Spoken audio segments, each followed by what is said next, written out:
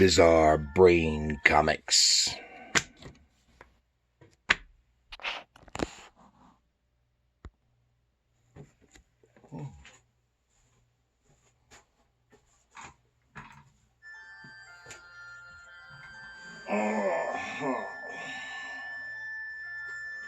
Hello, my comic book friends, and welcome to Bizarre Brain Comics. I am Gary, your host.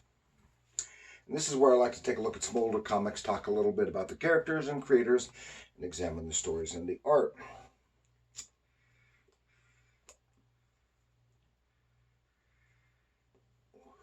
This time, I want to take a look at this book right here from Eclipse Comics, 1984, Crossfire, number 2. This is written by Mark Evanier and drawn by Dan Spiegle from Eclipse Comics. This was a series. It was a spinoff from another title, The DN Agents. And even though this character wears a mask and has a costume, it's basically a detective story, and set in Hollywood. I don't know why he's got the title Crossfire. It's never explained, at least in the little bit that I've read of it. And this character is the second version of this character, the Crossfire, and he got his start in DN Agents, also from Eclipse, and he may have. I think the first character was killed, and then this guy took up the mantle, took up the mask. Eventually, the costume goes by the wayside. From what I understand, he had to avoid being caught by the cops. He had to ditch his costume, but he kept the mask.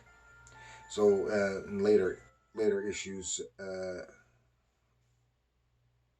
much later issues, he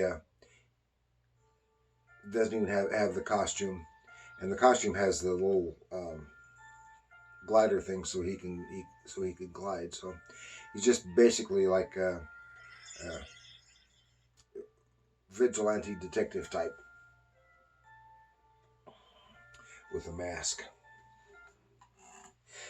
And as I said, it's drawn by Dan Spiegle. He's got a long history of fine artwork in the comics. We'll go look and join Hollywood Adventures of Crossfire. There you can see the Crossfire through the haze of the smoke.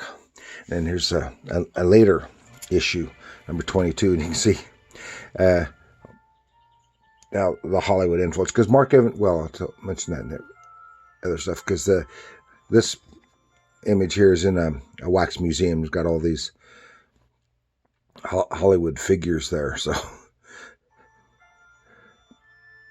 and they're all clearly recognizable. Even the Dracula back here, you can clearly tell that's Bela Lugosi.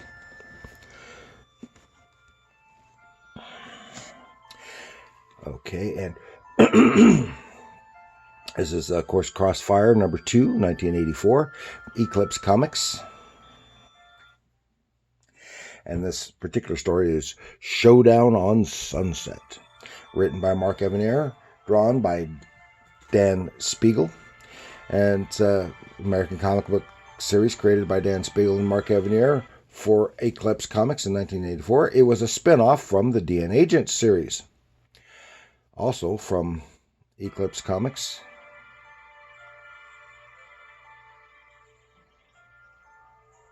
And also written by Mark Evanier.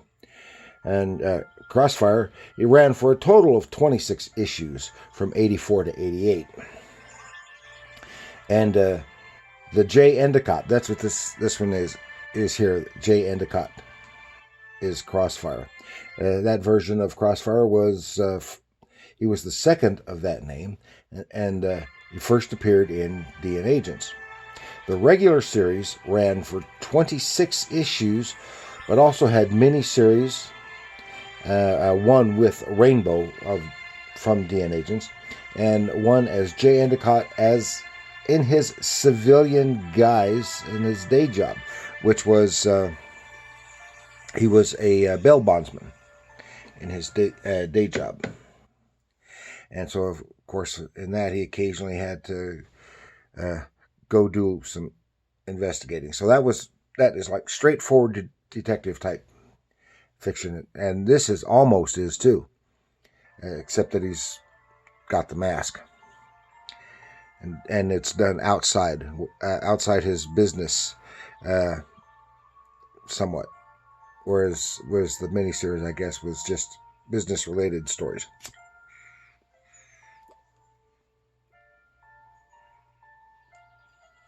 See, and the stories often revolved around the Hollywood movie and TV industry, which Mark Evanier was very familiar with.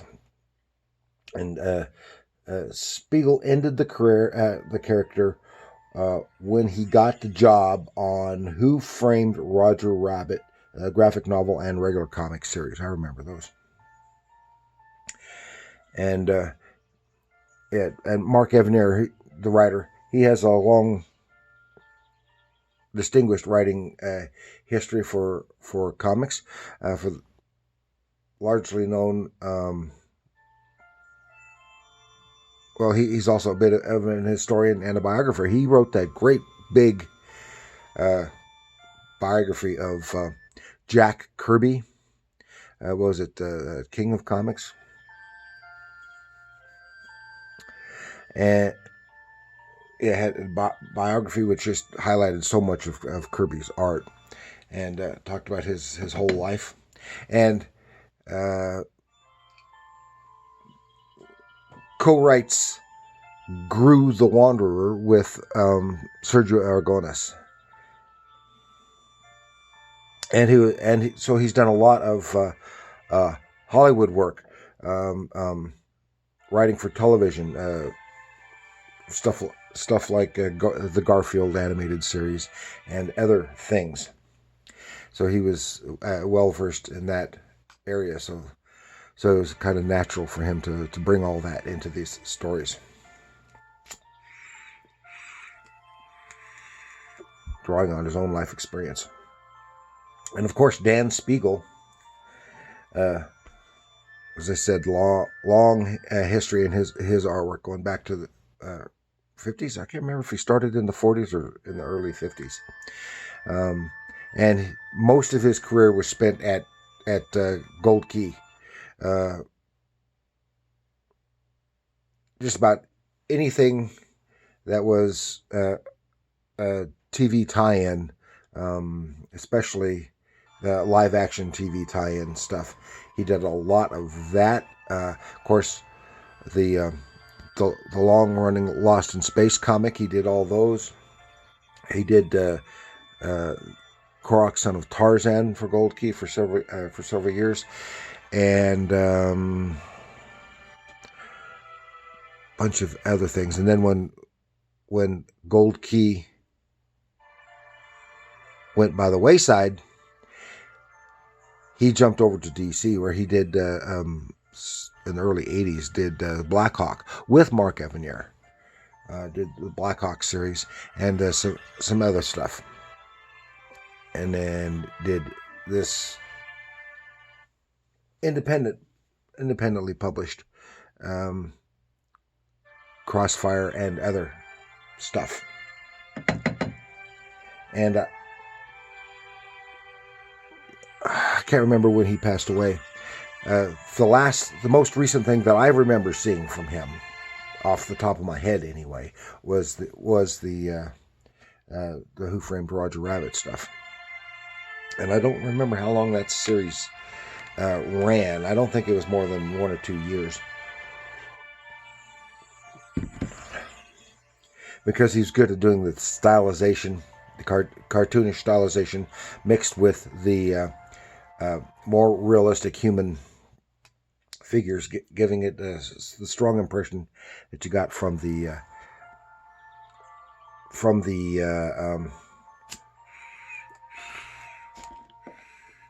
movie.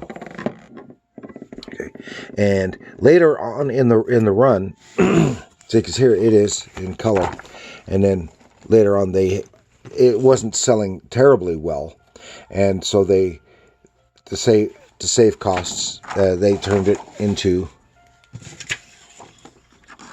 a black and white. You can see here. So it finished that run in black and white. And as I said, by then he had lost his, because this is issue 22, and he had dumped the costume and just had the mask. And before we jump into the pages, I wanted to remind you that you can get your private commission for character cards, comic book characters, cartoon characters, comic strips, movies, Star Trek, Star Wars, stuff like that. I can do what you need in a variety of stylizations. And I'll even do stuff that the publishers will not be happy with. And just contact me here at my email address. There you see Crossfire. This story, it's in the middle of a story. It carried over from issue 1. I'll just try to go through briefly. That's a very big impact. Open that to that splash page, and it someone pointing a gun right at your face. And that's what's going on other pages. And then we get to see this other character. Some of them, well, a little bit of backup to the previous story. Talking about power here. One of the main bad guy characters here is this guy, Haskell. He is a network director of of a TV network, DBS or whatever. And we get a little background and the story leading up to it, and this guy we saw on the splash page is what the heck did they say his name was?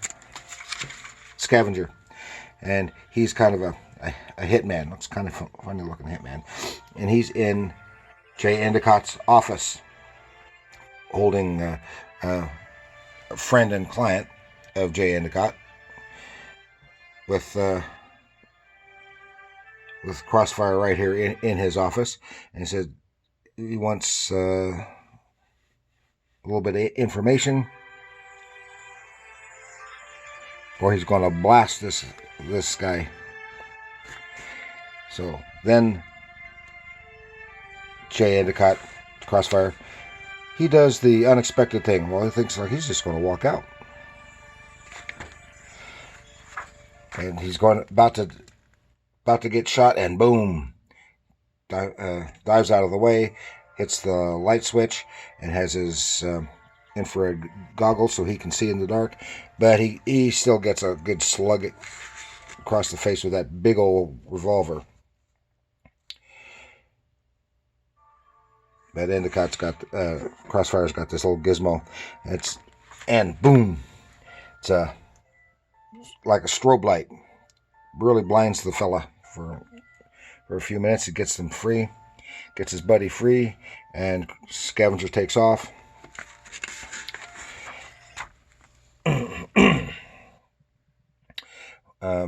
And of course, in the process, he knows that Endicott is Crossfire, so his secret is out.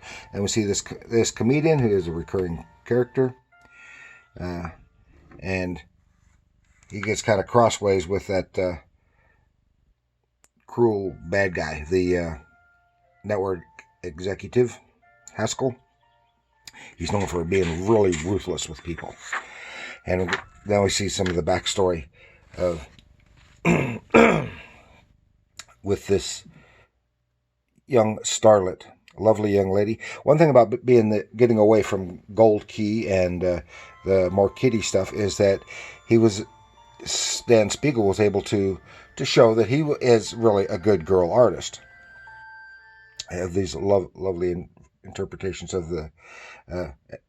this lovely young lady, and who's very sexy and more well endowed than we ever would have seen, like in Korok, Son of Tarzan. How he had made this starlet. He'd actually fallen for her, but she wound up somehow getting crossways with him. He abused her, and she wound up dead.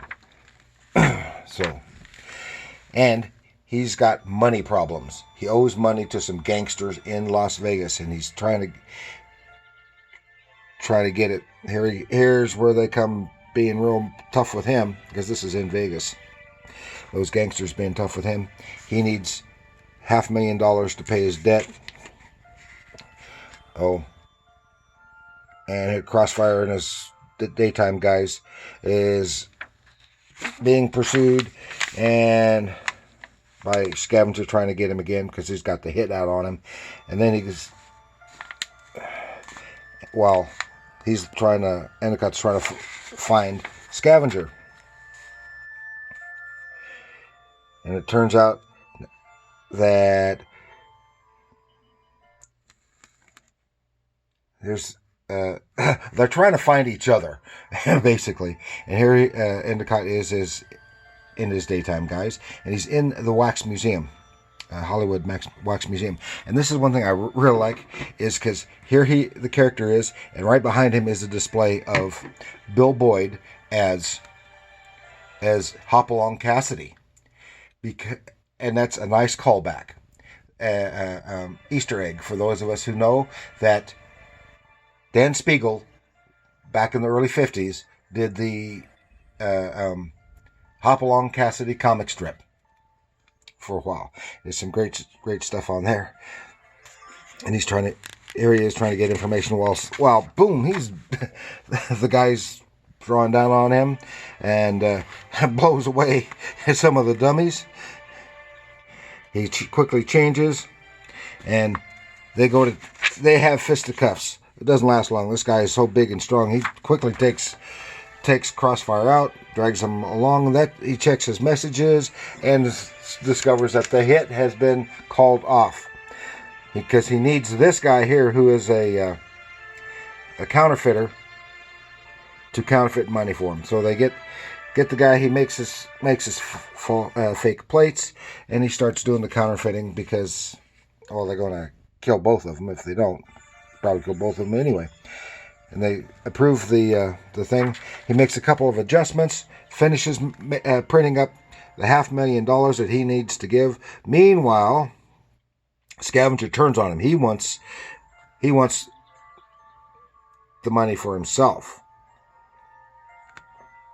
And this is when the big, powerful, ruthless guy, he's bawling because they're going to kill me. They're going to kill me. Oh.